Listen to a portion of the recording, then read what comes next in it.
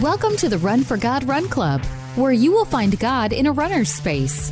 Welcome to the Run for God Run Club. This is your one stop each week to be motivated and inspired to get off the couch and onto the running trail where you can, in turn, inspire others to do the same. Let's learn, laugh, and leap into running together, giving God the glory for what we're able to do in His name. Amen. I'm your running host, Dean Thompson. If you remember, and you were with us last week, we had a gentleman by the name of John Spider Sillery with us last week, and he has agreed to come back this week and join us again because we just didn't get done, Spider. We've got so much more to talk about, don't we? Yeah, definitely. Thanks again for having me this week. I really appreciate it. Well, we're so glad you're here. Several just revelation things that we talked about last week, things that I'm beginning to put into practice myself, and things that I didn't know before. And so you and I have been friends for a while, and I didn't know these things. And we've had these discussions before, but not quite this in-depth. Not that in-depth. It has been it's been eye-opening to me, and I know for many of those who are out there and listening and watching this podcast, I know that they're in the same boat that I am, and they're learning some great new things about how our body works and how nutrition plays a big role. And what I'm learning through some of the things that we discuss is it's complicated, isn't it? I actually think that nutrition is simple but complex, and yeah. You know, it goes back to I think it was a quote by Steve Jobs from Apple. And the quote was, "How hard is it to be simple?" Because that's the premise behind Apple products, right? They're very easy to use, but they do very complicated things. And so with a diet, what you have is pretty straightforward, but there are a lot of nutrients and a lot of different things that your body does. That's all in the background. But if on the front side you're making it simple and you're putting in the things you need, then everything comes out. That's a great way to say that. Yeah. Yep. You know, the simple part is, you know, if you focus your diet around the whole food, plant-based things and eating enough of those, then it's simple. Right. The complicated part comes for people like me or the nutritionists or, you know, other physicians and providers that have to try to figure out all the nuances of how this affects that and that affects that. Because, you know, we're in this time of COVID and zinc deficiency is one of the problems. And they honestly, they figured it out because of the lack of taste and smell. And that's a sign that some doctors know is a zinc deficiency, especially those functional medicine doctors, the one that actually do extra training on top of their medical education and their medical residencies or fellowships, that learn those extra things with nutrition and how that zinc plays a role in the ability to fight against a virus, to boost our immune system in different ways. Zinc, for example, has about 5 or 6 different ways that it prevents viral infections. Wow. Well, one of the things that you just said kind of in a roundabout way, and I think this is interesting for the folks listening, is that doctors aren't taught nutrition, are they? We have typically 10, 20 hours of nutrition in our medical school training. Among hundreds. Thousands of hours. Thousands of hours. I mean, basically, when I was a first-year med student, it was I'm there at 8 and I leave at 5 or 6, and I probably have 30 minutes to an hour for lunch. Wow. So it's a full-time job. We're taking about 30 semester hours of credit. Wow. In complicated things that we have to do, that we have to learn. So you're barely scratching the surface. And so what a lot of people don't realize is that their family doctor, not through any fault of his, and not even through, I mean, it's completely innocent in that they just really don't understand, because what they're doing, and this is the way I've always put it, is doctors are taught to fix broken people. They're not really taught so much how to prevent people from getting broken. You mentioned functional medicine, and those folks that's where their focus is. Yeah, right? Lifestyle medicine is big on prevention. And Dr. Greger that we talked about last week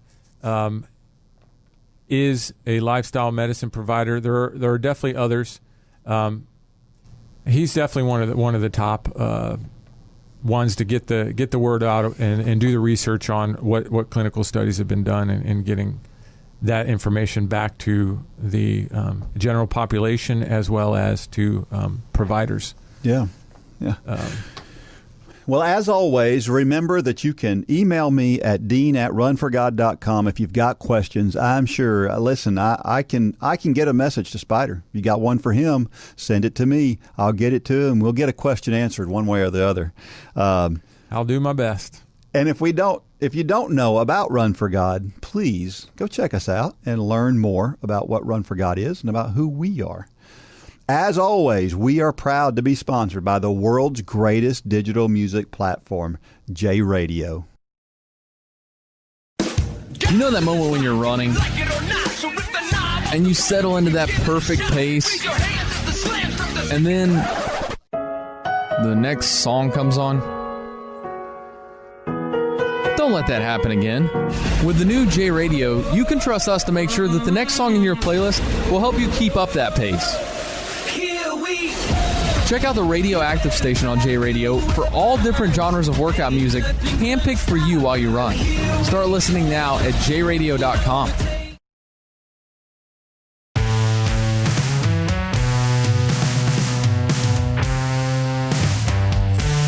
Okay, so we're back, and one of the things I mentioned last week that I think is important for people to understand is I am trying to do a better job with my nutrition. Spider and I are very different in our nutrition. He obviously eats a very clean diet, and I do not. Now, I don't eat the worst diet either. I'm not the guy that eats fast food 3 times a day every day. Now, I do eat fast food. I'm a Chick-fil-A-aholic. And I know I don't even want to ask you about Chick-fil-A because I don't want you to tell me. But it is interesting. We've got folks from all that run the gamut from, and I think it's important for us all to understand that wherever you are on that scale of the three times at McDonald's a day to where Spider is, wherever you are on that scale, just moving up that scale a little bit is a good thing, right? So if I'm eating 3 times at McDonald's, hey, if I can cut that down to 1 time, it's better than. I guess my thoughts are, you mentioned that you had made your changes incrementally, that you did a little bit at a time. Yeah. As I learned more, I made more changes. Right. And so if you'll take a step today to say, okay, today, here's what I'm going to do. I remember one time I decided that I was going to stop. I drank diet soda like it was unbelievable how much diet soda I drank. I drank probably 6 to 10 cans of Diet Coke every day. Wow. It was amazing how much I drank. And you know what I did? I decided that as a New Year's resolution, I was not going to drink another Diet Coke for that entire year. And I didn't. I started drinking water. And you know what? I'm still drinking water today because of the change that I made then. That was one change. That one change, I'm sure, has made a difference for me health-wise. Yeah. So remember that you can make these little changes. Having said all of that, what I want to talk a little bit about is restaurants, because that's where people are challenged the most, I think, is in going into a restaurant. And how do we approach going to a restaurant differently when we're trying to eat a better diet? Yeah, it's definitely a challenge. You know, as I said last week, I take my daughter to Whole Foods and we go to the salad bar and we get nutritional things that way. So if you happen to have one of those around, it will be cheaper than going to a restaurant, unless it is a cheap fast food restaurant that you're going to, and it's high quality. Mm-hmm. I do go to restaurants on occasion. There's a restaurant here in town that I go to sometimes called Alex Thai. it's Thai food, and when I go there, I order ginger broccoli. You know, unfortunately, they do have white rice where I really would prefer it to be brown rice, red rice, green rice, black rice, something other than white rice. But it's okay on occasion. It's okay on occasion to go a little bit outside.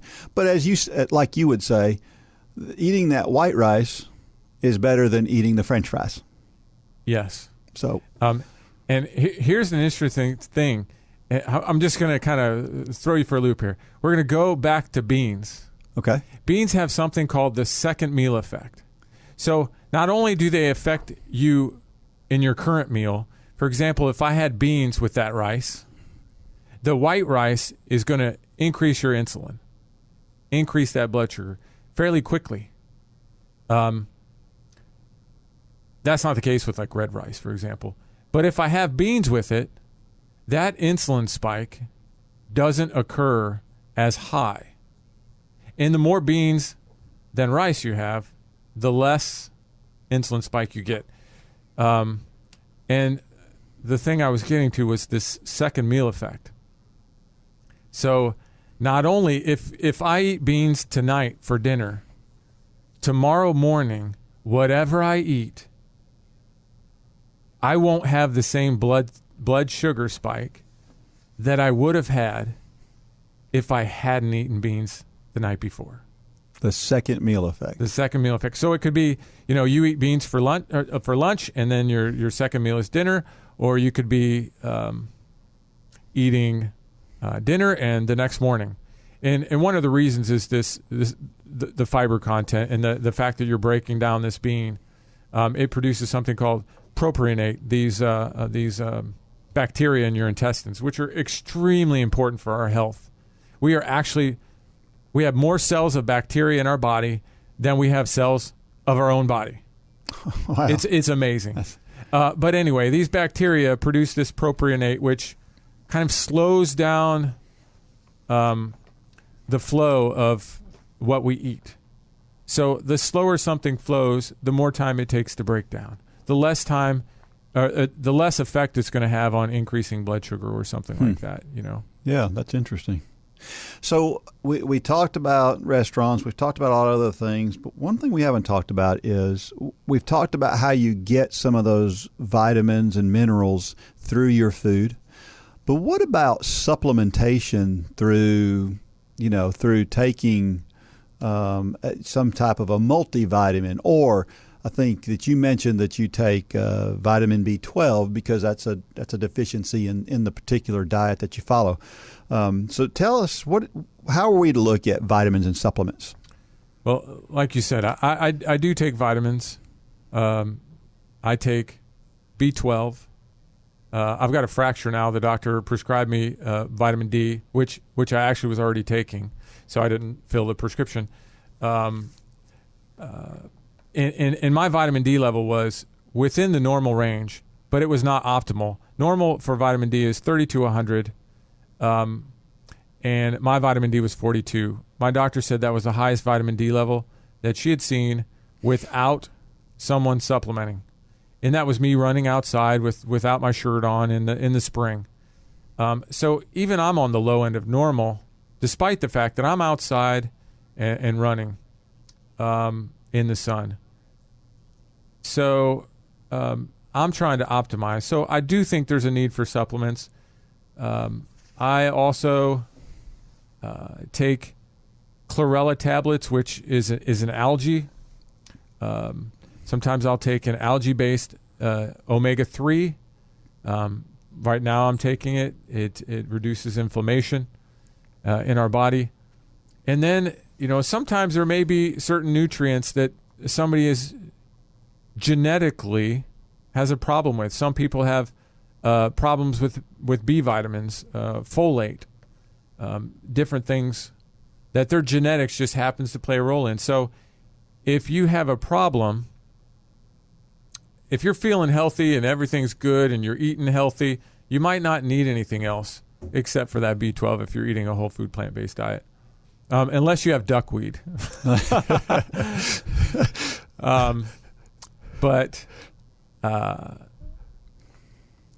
but you can have a need for supplements despite that. So if you're having a problem of some sort, I would consider seeing a functional medicine doctor, a lifestyle medicine doctor, some doctor that understands nutrition and understands things beyond, oh, you have high blood pressure. Here's your blood pressure medicine. That's a great treatment, but here's better. How about actually changing your lifestyle and behaviors? And then on top of that, you can add something like amla. Amla is a powder from a golden berry, also called gooseberry, also called Inca berry. I don't know why they have 4 different names. But I have amla powder, but I also have the golden berries. And I put the amla powder in my smoothie or in some tea that I may drink. And then and I eat golden berries. I put them in my cereal, and I just eat them as snacks. 1 tablespoon of golden berries, or golden berry powder, amla, is shown to decrease blood pressure, decrease cholesterol as well. And flax seeds do the same thing. Now, flax seeds are on Dr. Greger's Daily Dozen.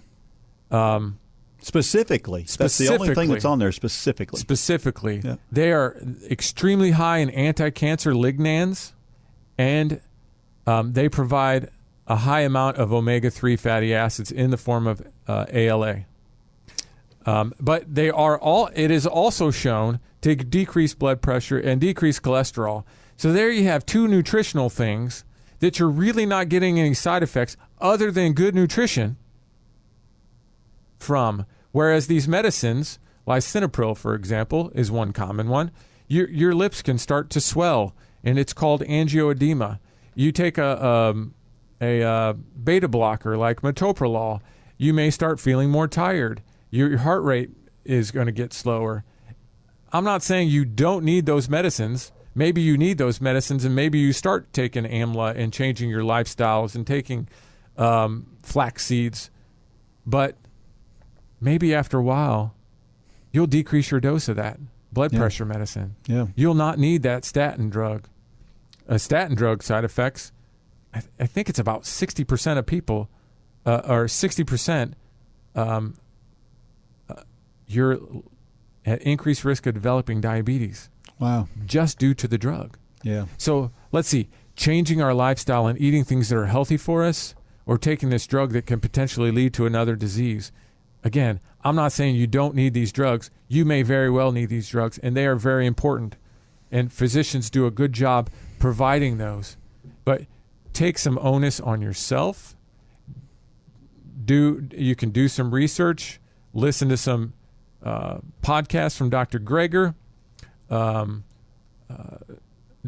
You can do a variety of things to help change and affect your own life. We can do a lot through our diet. Is kind of the bottom line. And absolutely, the things that we look to for you mentioned inflammation and anti-inflammatories, and I don't know how many ibuprofen I've taken in my life, but it's a lot. Ibuprofen is so bad. It's increases your risk for heart disease. It destroys kind of the one-layer gut lining. It makes it weaker so that more the tight junctions are looser and more invasion can occur into that. More bad nutrients can slip through those tight junctions that wouldn't normally happen. It also has an effect on those intestinal bacteria we talked about, that there's more of those than us cells. Natural anti-inflammatories, and do I prescribe some medicine like ibuprofen? Do I give it to some people in the emergency room? Something called Toradol, which is similar to ibuprofen, only a shot or through the IV? Yes, I do, because they may need it.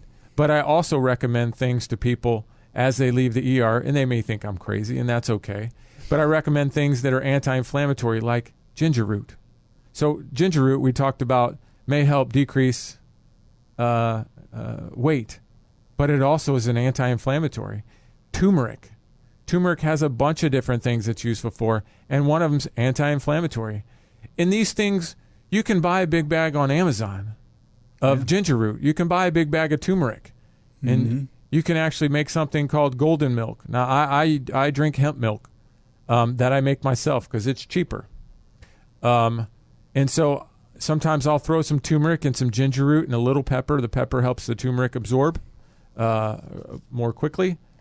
And then I have some fat from the hemp seeds that also help the turmeric absorb. And I've got myself an anti-inflammatory drink. Wow, that's interesting. Maybe I need to make that a daily habit. Although I tried turmeric at one time, and the stuff was awful. Yeah, sometimes some people need to get pills. And that's okay. There we go with the supplements again. There you go. So what about one of the things that I put in my smoothies is protein powder. So how do you feel about protein powder? I don't typically put any protein powder in there. Because you get enough protein from other sources. Yeah. So there are a lot of people that don't eat this way. They think, where do you get your protein? Yeah. How do you get your protein? Well, there is other ways other than meat to get protein. Well, and we mentioned that last week. And I guess, one of the things about an athlete is, especially an endurance athlete, is that once we do a hard workout, we're told that putting in protein into your body within 30 minutes of that workout is important to recovery. And so a protein powdered based smoothie seems to me a decent way to get that extra protein in you. So what about you? What do you think is better? I think I assume it's not chocolate milk like some people. No, but actually cacao nibs are a good source of.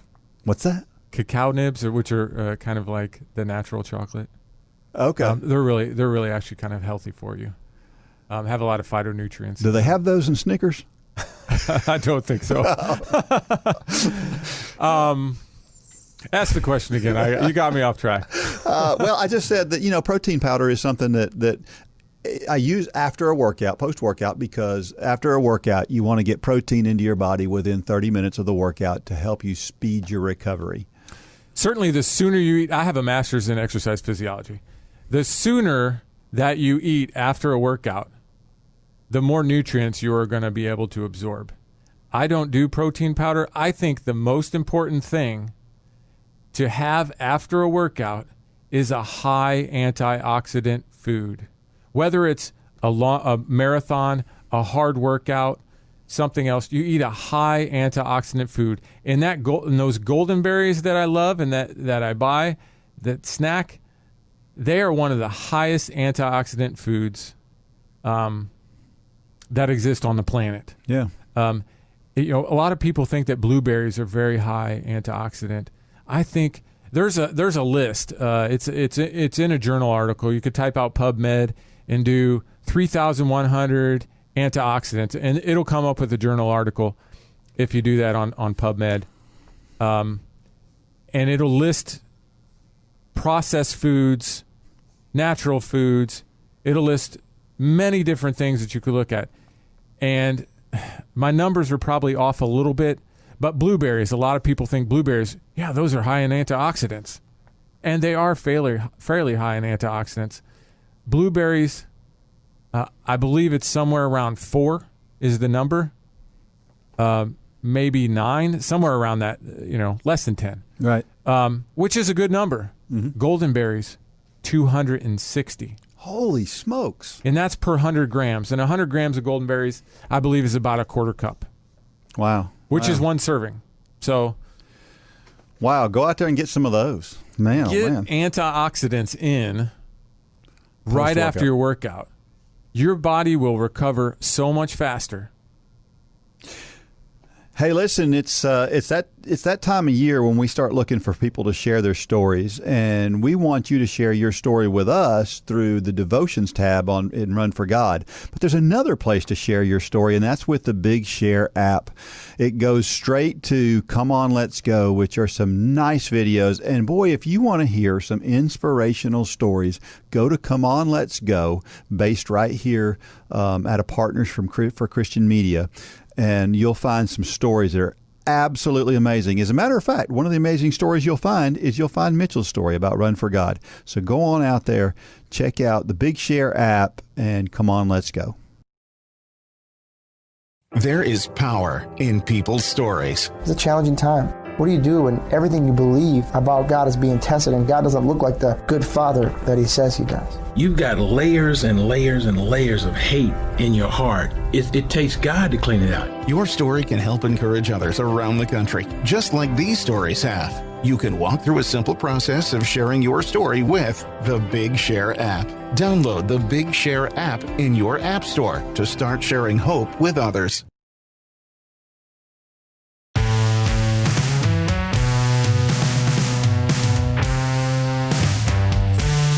Okay, so we're back. One of the things that you said a little while ago, you talked about your tea, that you drink tea. I love tea. However, I don't like it unless it's sweetened. I could tell that. So tell me about how do you, I mean, tea that's not sweetened is really not, just doesn't have a good taste to it.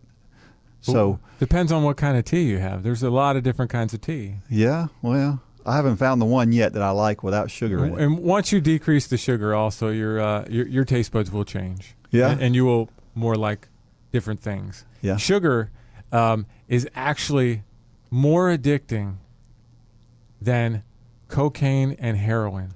Isn't that crazy? It's been shown in medical literature for that to be the case. That is crazy. What about other sweeteners? What about things like Sweet and Low and avoid? Avoid.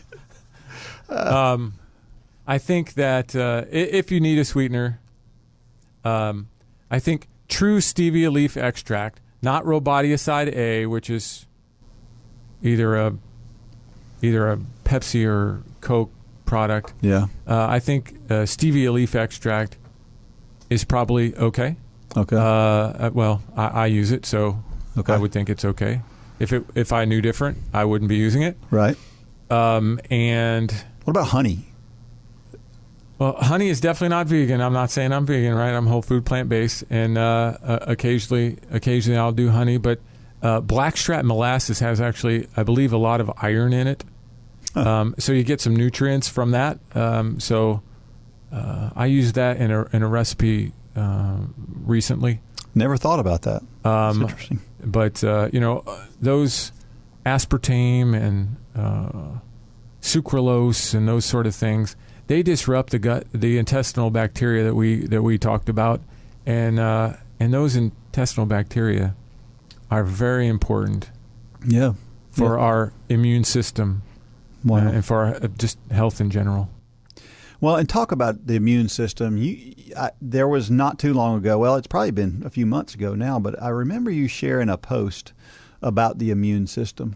And I think you listed the top 10 things I would do to boost my immune system. And you listed out several things there, some of which and I think you did that in an effort to help people through the whole COVID thing, because absolutely the COVID thing, we know that a decreased immune system is not good for us and opens us up to the people that are dying. A lot of them have compromised immune systems for one reason or another. Now, some of those are just medical. They've got medical issues that maybe it's something they can't do through their diet, but the truth is there are things we can do through our diet to boost our immune system, right? Yeah. Nothing that I know of at this point has been shown to be effective against COVID-19 because the studies just haven't been done. Now, there are several logical things that we say, well, this can boost our immune system, help our immune system, so maybe it's going to help. But the randomized placebo-controlled trials haven't been done. So I can't say, yes, this is going to help. But with my medical knowledge, I would think. Right. Educated, I would hypothesize, right? The correct term. I would hypothesize that these things would improve outcome. If you have it, it's going to potentially decrease your risk of having a severe disease, or improve outcomes if you do get it and it's bad.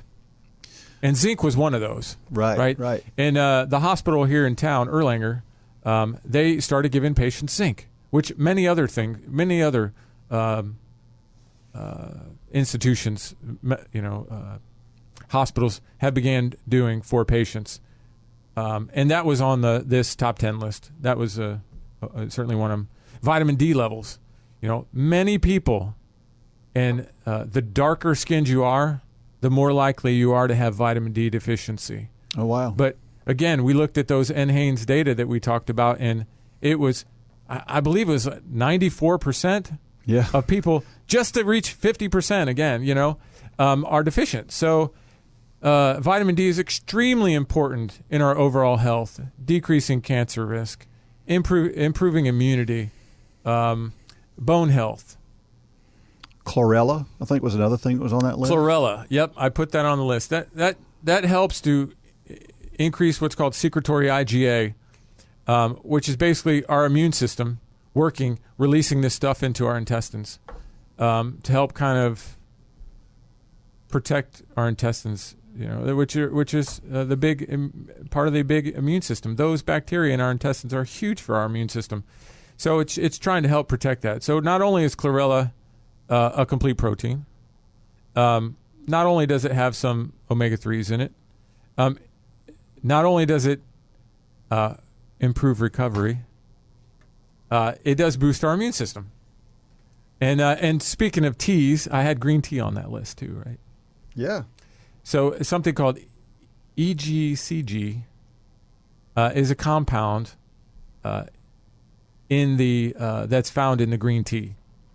Green tea is very high antioxidant, and it has these EGCGs, which help to fight viral infections. Now, there's some data on improving viral infections with the green tea, just not on COVID-19. Right. But is that because we haven't gotten to that point yet where there's enough data out there to have that test, or is that just doesn't work with it? Well, it depends if somebody wants to design a study to look at that. Right. They looked at, one of them on my list is licorice root. So I believe it's probably someone in China, would be my guess.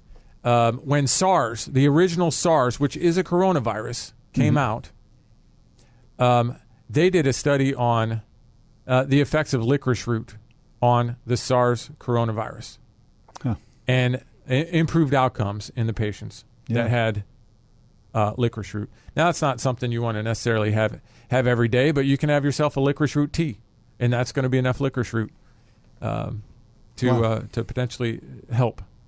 Yeah. Gosh, that's interesting. Well, there's a lot of things that, if you had to look at what are the things that people are doing that are the worst things, if we had to cut out, in other words, the unhealthy things that we do in our diet, and not necessarily eating that plant-based diet and doing all these things just right, but if you had to say, okay, for example, is it soft drinks are a no-brainer, right? If you're drinking soft drinks that have sugar in it, that's a no-brainer. No-brainer. What are some of those things that you see that people eat or drink on a regular basis, and we consume in enormous proportions in the United States, that are just great things to stay away from? I guess I would have to go back to processed foods. Anything processed. Yeah. The more processed, the more of a problem it is. They're adding increased salt, increased sugar, increased fat. Again, go back to the nutritional labels that we talked about. Go back to those and look at it. So specifically, anything that we find in a package it is worse for us than stuff we find not packaged. Right. Yeah. But again, if you got the choice between Well, I guess, tell me this. Is it better if I go to the deli and I get ham sliced off, I get sliced ham that way than it is for me to buy it on the Oscar Mayer section of the store? Does that make a difference? I don't know. I wouldn't think so. Okay. I wouldn't think that it would make a difference. Yeah, okay. Well, that's just one may have more salt in it or something like that. Yeah. And salt is the only nutrient, the only micronutrient that we are in excess in the United States. The rest of them we are all deficient in. That's so surprising. That's so surprising. Some other micronutrients you mentioned. Well, let me go back up to something else that we haven't really talked about yet. You mentioned at one point between the two of us phytonutrients. What are phytonutrients, and what does that have to do with our diet? I'll kind of go about that a roundabout way. So when I talk about macronutrients are protein, carbohydrates, and fats. Okay. And then when I talk about micronutrients, that is vitamins, minerals, and phytonutrients. So phytonutrients are they weren't discovered until fairly recently, and they're not out in medical literature very much or in the general population very much. For example, resveratrol. Some people may know what resveratrol is. That's a phytonutrient found in wine, red wine, or grape juice, or grapes, these sorts of things. And that also helps fight disease. Quercetin. Quercetin is found in onions, capers, and the peel of a apple. So that's another phytonutrient. That is an antioxidant. So with all that we know, with everything that you know and everything that you've studied, now all these people in the world have studied about nutrition, there's still a lot more out there, isn't there? Oh, yeah. There's more than 2,000 or 3,000 different phytonutrients. And so I definitely don't have enough brain space right now or time to look into all those different phytonutrients. But they are definitely very important, and the best way to get them is to do something called eat the rainbow. So explain that. Eat the rainbow. What does that mean? It's not getting a pack of Skittles. And eating all the different colors. I thought colors. we were finally getting into a territory that I can jump on board. This is something you're going to have to change. So eating the rainbow is you look at each color: red, orange, yellow, green, blue, purple, black, and then white. White, tan, brown is what we say. White, tan, brown. So while it's not your traditional just Roy G. Biv, it's pretty close. Mm-hmm. So each of those colors in the foods have different phytonutrients in them. So when we, on a daily basis, try to eat the colors of the rainbow, so again, red, orange, yellow, green, blue, purple, black, and white, tan, brown, that's 6. So when we're eating our daily thing, let's try to get 6 different colors of whole food, plant-based things. That's kind of a step up from, Yeah. So what's something red? Something red that you've eaten? Apple. An apple. Okay. A beet, right? Some people don't like beets, and I used to think they tasted like dirt. But now I kind of cut them up and put them in a salad and throw the balsamic vinegar on it, and I don't notice it. Yeah, they don't have a lot of taste. Maybe it's the balsamic covering it up. But beets are very nutritious. So those are a couple things that are red. What about orange? An orange. Orange, pretty obvious, pretty easy, right? Yellow. A banana. A banana. Another easy thing. Green, there's plenty of greens. Lots and greens are so very important. That's, again, going back to Dr. Greger's Daily Dozen, he's got a cruciferous vegetable, which almost are all green, and then he's got 2 additional greens. So you're supposed to eat kind of 3 greens a day, pretty much. Yeah. What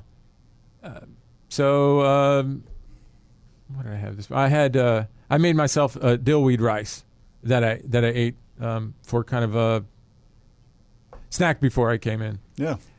Which had it had lima beans, it had mint leaves, it had dillweed, obviously, and then it had rice, and garlic, I think.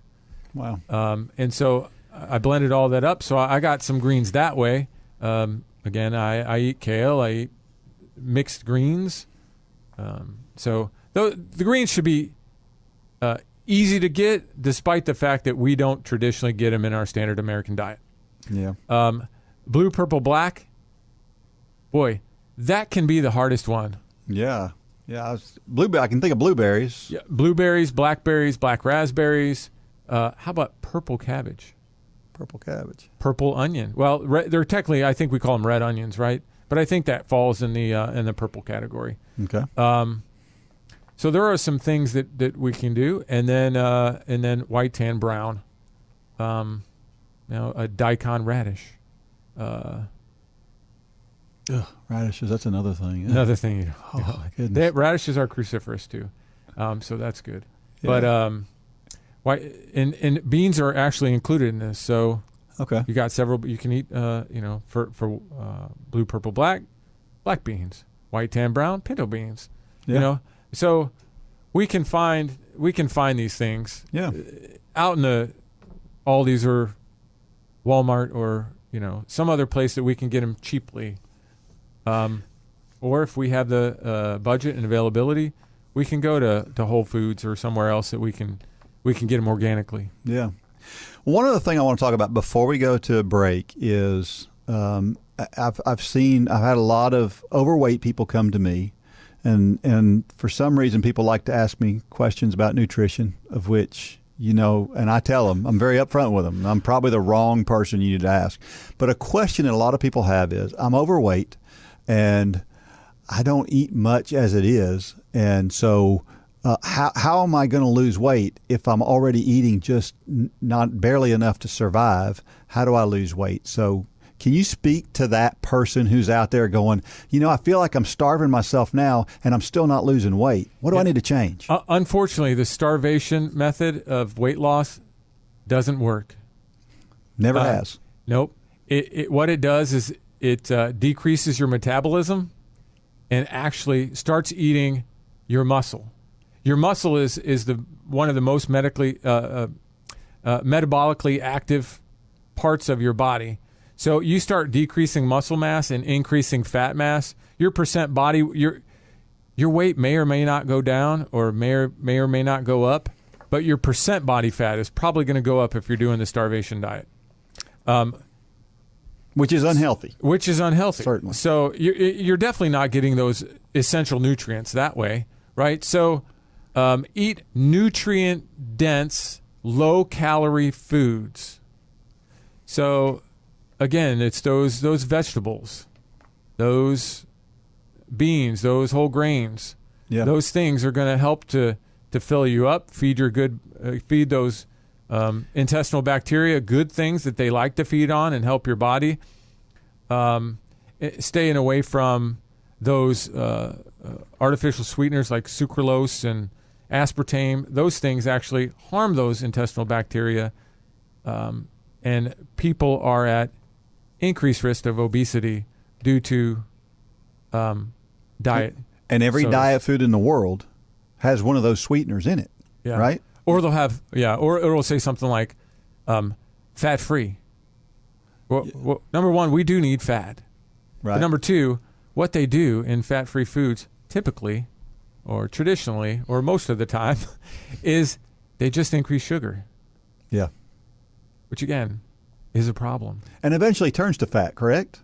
Yeah, if we don't use it, right. Our body starts storing it. And that's what it does when we do the starvation diet. Our body starts storing that fat. As I understand it, our body goes into something that's really called starvation mode. Yeah. Because our body starts saying, okay, I can't expect food in the next few hours, so I'm going to have to slow down so I can conserve energy, because it's going to be a while before I see any more food. Yeah. It was a mechanism back hundreds and hundreds of years ago when we didn't have when we didn't have the access to food that we have now, we'd have to go out and forage or hunt or whatever to get food. And so at times we would not have food. So it would start storing up so that we had energy. So our bodies have learned that over time. Yep. Yeah. Well, we are going to come back in a few minutes and talk about some other things. But if you're out there and you're a runner and you love to run and you love to inspire other people, why don't you become a Run for God coach? A Run for God coach. Listen, you don't need to have in-depth Bible knowledge.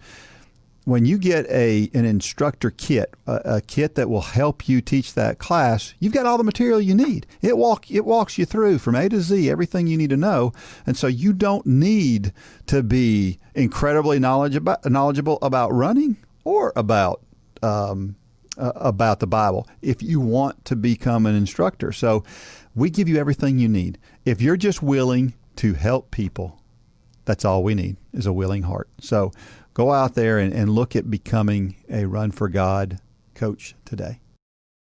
If you've ever participated in any sport, you've probably met a great coach. Great coaches inspire us to do more than we ever thought possible. You can be the leader that helps others achieve things they never thought possible. You have the ability and the opportunity to be that person. All you need is a heart to help people and the ability to follow a plan. The Run for God 5K Challenge will come ready to help you inspire those around you. The step-by-step guide will direct you how to plan, pray, and train people both physically and spiritually. You can help them become more fit in their health and in their walk with Christ. Share your passion.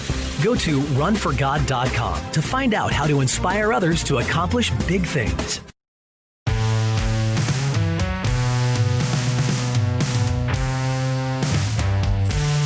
All right, and so we're back, and listen, if you didn't know this, our 5K Challenge material is on sale right now, so go out there and check it out because you can get it at half off right now. So make sure that you're checking that out.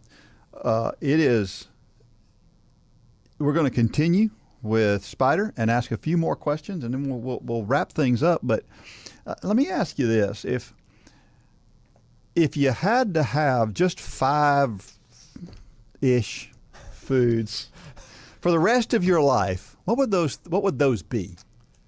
I put you on the spot. Yeah, I think I would. Well, first of all, I think that would be unhealthy to do that, despite the fact that each food that I would choose is healthy. I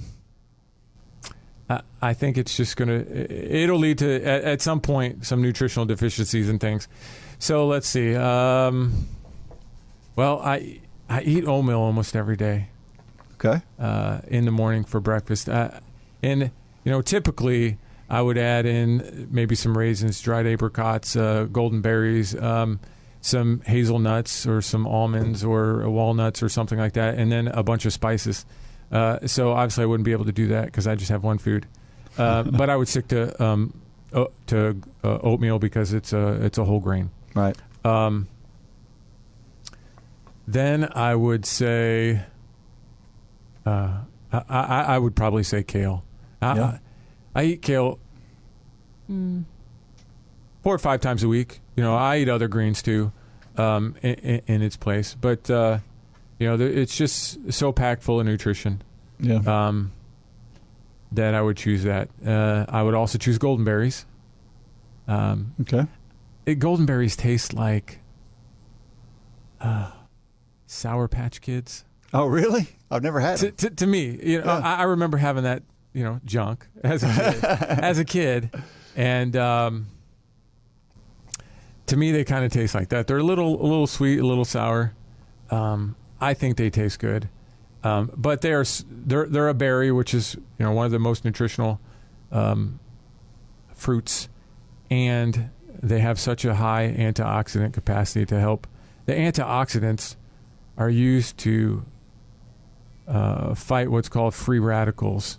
And that's one of the things that COVID is producing. It's producing free radicals, which are producing damage to our body. Wow. And so the more antioxidant we have, the better. So that's probably why I choose that. I'd probably choose one of my other snacks is called Sacha Inchi, which is a seed. I want to say South American. Okay. And the reason why I would choose that is that seed is a complete protein.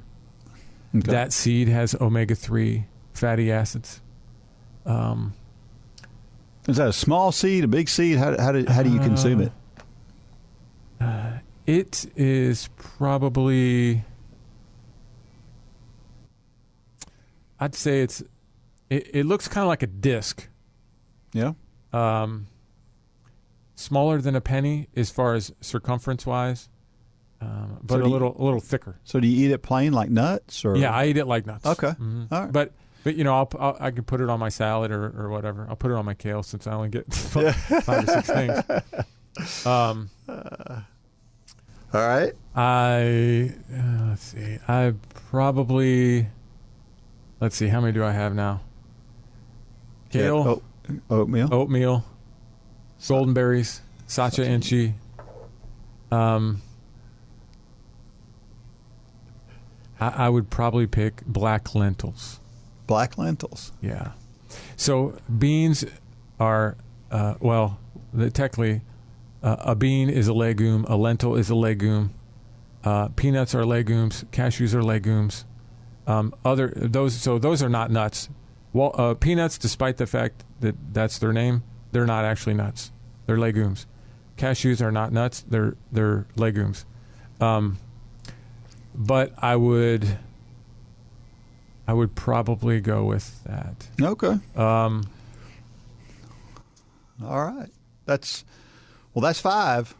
Yeah. Black lentils are the most nutritious lentil, and lentils are the most nutritious bean. Okay. Lentils are quicker to cook than other beans. Huh. But I'd have to have a bean in. Yeah. And I might slip in chlorella if you give me 6. All right. Just under the wire there. All right. I cheated once. Yeah. Well, it's So we talked about fat some. We need fat, right? Absolutely. You get your fat from nuts and things like that. Is that where you get your fat from for the most part? Nuts, seeds, avocados, edamame, which is soybeans, a good source of fat. Olives are a good source of fat, but the problem is they're soaked in brine, which is basically salt water. Yeah. So we already have this nutrient excess of sodium. So yeah, I don't really like the taste of olives. Yeah, avocado is great. Nuts and seeds, great, and there is fat in not much in other fruits and vegetables, but yeah. Well, what about online? Are there some good sources online that we can go to find some of the information that you're talking about? We'll send out some information, but also, are there some other websites and things that you trust that you think are good places for people to go to get their information about food? You mentioned Dr. Greger, obviously. That's an obvious source. But and that's nutritionfacts.org, which I think is a great place. You can do a search on nutritionfacts.org, and you could search diabetes, and it'll come up with articles. You can even search chlorella, and it'll come up with articles. Different things. You can search just about high blood pressure. You can type out, or type out hypertension. I'm not sure. It may do it with both, but that's definitely one, and that's definitely a good place to start. And he has 2 books that I would recommend. One's called How Not to Die. That's pretty key. And the other's called How Not to Diet. And the diet one is just a way to look at some form of a diet, whether it's the paleo diet or the keto diet or the Atkins diet or whatever fad diet's out there, and how to stack up that diet and look at it to see if it's good. And only whole food plant-based diets really kind of meet all of these criteria that he has listed as far as the most optimal diet. So that's definitely one place. I would also look at ewg.org, which is the Environmental Working Group. So not only does food matter, sleep matters, stress levels matter, the products that we put in our hair, put it on our face, use as soap, those sorts of things actually also can do things like disrupt our endocrine system. Plastic bottles have BPA in it. BPA is linked to increased risk of cancer, increased risk of obesity. And who knows what else is in some of these other compounds that we just haven't found yet. Well,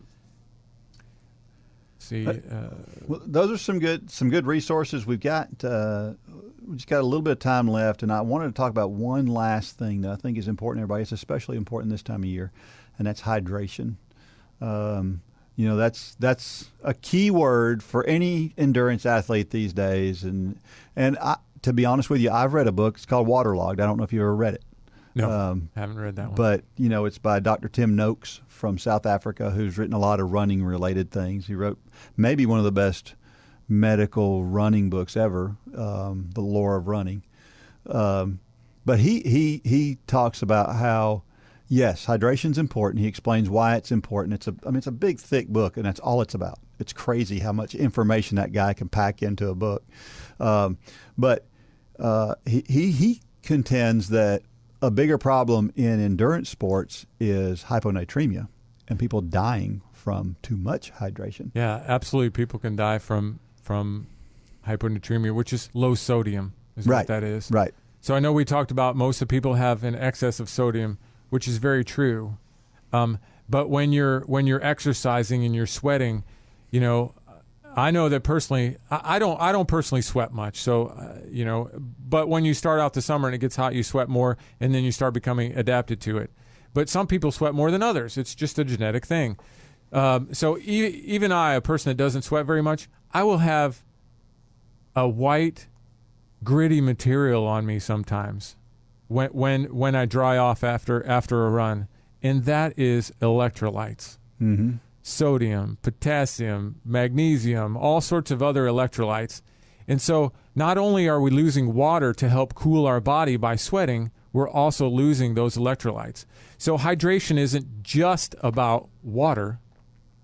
It's about electrolytes as well. Mm-hmm. So I'm going to be biased for a second because I'm part owner of a company that sells an electrolyte drink called Superior Electrolytes. We use pink Himalayan sea salt and trace ionic minerals from the Salt Lake, and we use acerola berry as a vitamin C source. We use stevia leaf extract as the sweetener, and then we use natural flavors. For example, watermelon actually tastes like watermelon, and it's actually watermelon that's making it taste like watermelon, not some other chemical. And so I was fortunate enough to meet a man named Seth Bovio, who is the main owner of this company, back in the late 90s. And I was a sponsored athlete by a company that he was running then. And he knows how passionate I am about nutrition, and he wanted me to be involved with the product. So he approached me. And then I was so excited about it, and I believe in it so much that I bought into the company more. Wow. Superior Electrolytes. Superior Electrolytes. I'm assuming you can find that Googling it. You can. We spell it a little bit different. The Superior is SUPIEUR, and then electrolytes.com. I think we might have bought if you spell Superior the other way, we might have bought the web page and it directs you. But it's an excellent source of minerals to help hydrate you. Also, so that's one of the things I drink for hydration, obviously. Other things that I drink are, obviously, I'm going to drink some smoothie, which is obviously going to have electrolytes in it, right? It's going to have protein and carbs and other things in it, those phytonutrients and fiber and all these good things. So I drink smoothies. I drink hemp milk. I don't drink dairy milk. Again, I make my own hemp milk. Very easy. I'm going to say it real quick. I use about 4 dates, so whole food, not just straight sugar, whole food. 4 dates as the sweetener. I use a teaspoon of vanilla. I use a 1/4 cup of hemp seeds, and then I use 4 cups of water.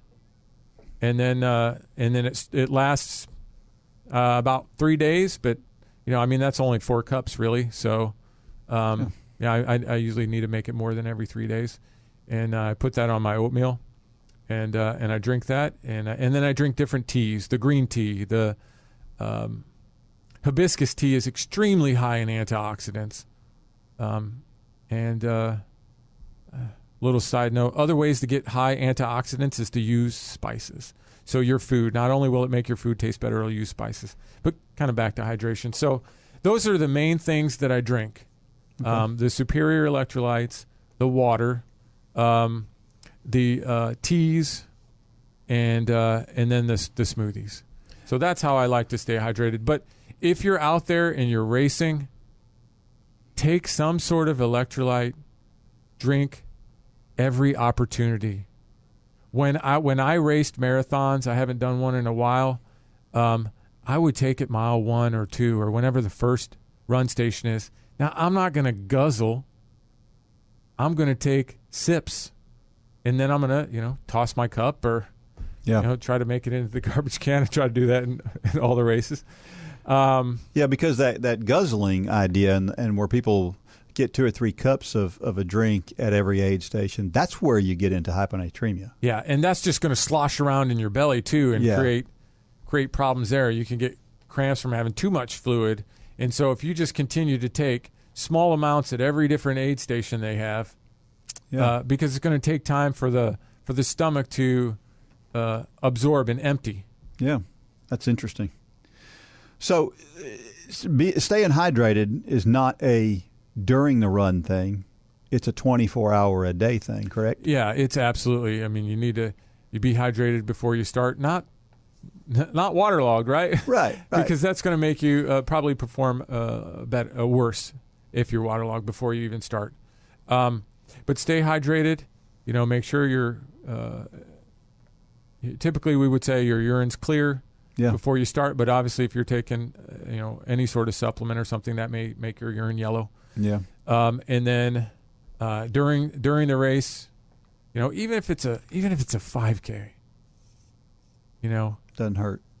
Give yourself a sip of something at the aid station because it gets hot. Yeah. And then when you're done, get those antioxidants and that hydration in you. Yeah. That's great. Hey, again, thanks. We're going to share a couple of things here. Why running is so awesome. We share one of these in every podcast. And this week, what I'm going to talk about is here's why running is so awesome: dirt and mud puddles. Think about this, okay? When we were kids, we loved dirt and mud puddles, right? We absolutely loved it. And as we become adults, we try to avoid those things. But as a runner, I loved rainy days because I can stomp through mud puddles just like I did when I was a kid, and I don't have to feel guilty about it. Running in the rain is my favorite time to run. Me too. Me too. I'm with you. Our motivational thought from the week is a good one, and it says, and boy, oh boy, this one can hit home to a lot of folks, I'm sure, listening. Someone who is busier than you is running right now. Think about that, because a lot of times our excuse is I'm too busy or I'm too tired. But that person the president of not this president, former presidents have been runners. And if the president of the United States can find time to run, we can all find time to run. So don't use time as an excuse. I've always said that if you don't find time to run, and if time is your excuse, what you're saying is everything else I do is more important. And I think if you take a look at the time you might spend on Facebook, or the time you might spend watching television, or the time you might spend doing a lot of different things, that you might find that in the hierarchy of things that are important for your body, that may not be true. So, Spider, thanks once again for joining us today and coming back for a second week. That's mighty kind and gracious of you to spend all this time with us. Thanks for having me. And I hope, maybe in the future there's another reason. Maybe there's some particular interest in a particular subject, and maybe we dig even a little deeper into some things that people might want to know. I just want to point out that Spider has a brand new Instagram feed, and it is called 2 Minutes to Health, and that's the number 2. 2 Minutes to Health, the number 2. So check out that Instagram feed, and he will share some things on there from time to time that will be helpful to you from a nutritional standpoint, and to try to help you become a more healthy person. Because I know Spider personally, and I know his heart, and his heart is that he wants to see a healthier general person in the United States. He just wants to see people be healthier, and that's a deep, deep desire in his heart. And so you'll be doing him a lot of good just by supporting what he's doing to try to help out. Once again, if you're listening and you don't know about Run Club or haven't joined us in the past, please join Run Club. Get all sorts of stuff through with Run Club. It's dirt cheap to join, and we just try to keep you motivated. And this is one of the ways that we do it, is sharing information to help you be better educated, to be a healthier person, not just in running, but in life in general. So we hope you've enjoyed this. Again, go out there, give us 5-star reviews, give us feedback about the things you like and don't like. Like, subscribe, get notifications, do all of those things.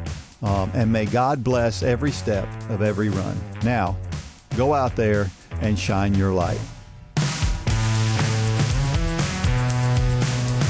For more information about the Run for God ministry, go to runforgod.com. If you have questions about your salvation, click on the Peace with God tab. There's nothing more important. Thanks for joining us today.